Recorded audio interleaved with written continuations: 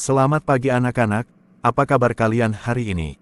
Sehat dan luar biasa. Bagus, Bapak harap semuanya tetap semangat untuk terus mencapai cita-cita yang kalian inginkan. Apakah kalian sudah mendengar berita akhir-akhir ini yang terjadi pada teman-teman kita di sekolah lain?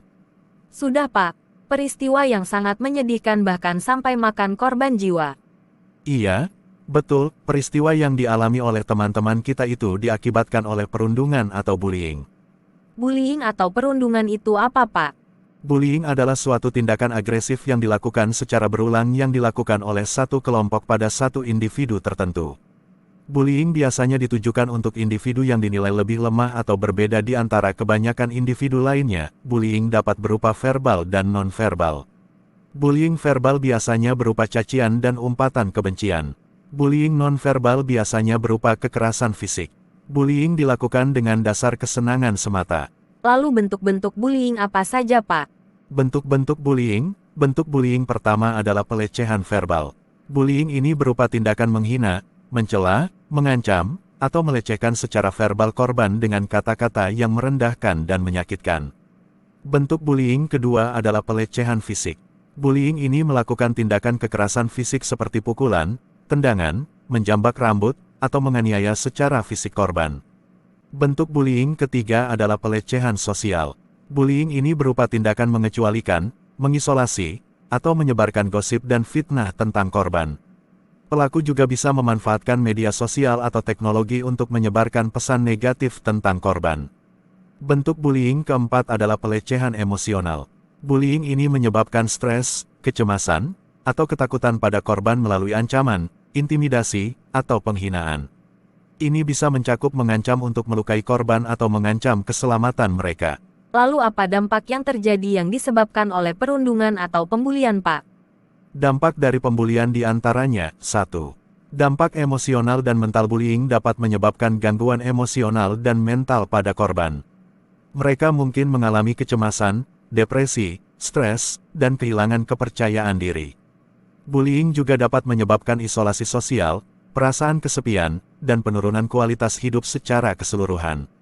2. Masalah kesehatan mental korban bullying memiliki risiko yang lebih tinggi untuk mengembangkan masalah kesehatan mental seperti gangguan kecemasan, gangguan suasana hati, dan gangguan makan seperti anoreksia atau bulimia.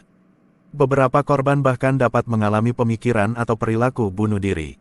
3. Gangguan fisik bullying dapat menyebabkan cedera fisik pada korban, baik secara langsung melalui pelecehan fisik atau secara tidak langsung melalui stres kronis. Cedera fisik dapat berkisar dari lebam, memar, hingga luka yang lebih serius. Selain itu, stres yang berkepanjangan dapat mengganggu sistem kekebalan tubuh dan meningkatkan penyakit fisik. 4. Performa akademik yang menurun. Korban bullying seringkali mengalami kesulitan dalam fokus, belajar, dan berpartisipasi dalam lingkungan akademik. Hal ini dapat menyebabkan penurunan performa akademik, absensi yang tinggi, dan penurunan minat terhadap pendidikan. 5. Gangguan hubungan dan sosial. Bullying dapat merusak hubungan sosial korban. Mereka mungkin kesulitan mempercayai orang lain, mengembangkan persahabatan, atau berinteraksi secara sosial. Hal ini dapat berdampak jangka panjang terhadap kualitas hubungan dan interaksi sosial mereka di masa depan. Jika di antara kita, keluarga atau orang terdekat kita mengalami perundungan, apa yang harus kita lakukan? Jika kerabat, keluarga, atau anak mengalami hal tersebut, sebaiknya jangan tinggal diam. Tanyakan langsung pada korban mengenai masalah yang terjadi.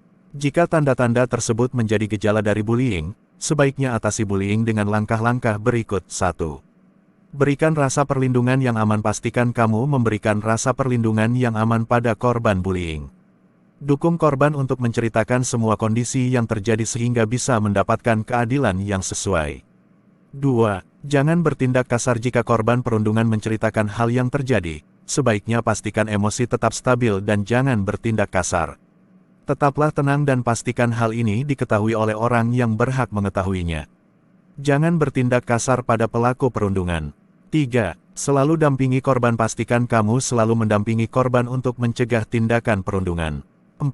Buatlah komunikasi yang baik. Pastikan kamu melakukan komunikasi yang baik dengan korban untuk mencegah munculnya tindakan perundungan.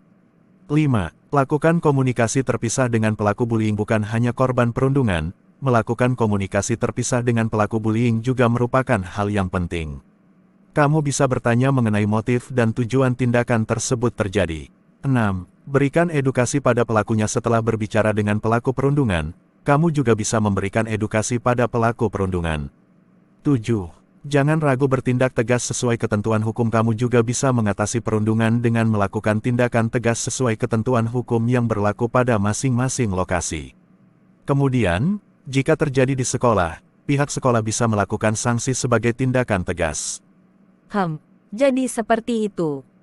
Jangan ragu untuk melakukan pendekatan dan penyuluhan dengan pihak berwajib, agar tindakan ini dapat berhenti dan pelaku mendapatkan efek jera. Itulah beberapa cara mengatasi perundungan yang bisa kamu lakukan. Jangan ragu melakukan cara tersebut untuk menghentikan perilaku negatif di sekitar lingkungan. Mari bersama kita lawan pembulian, katakan tidak pada pembulian.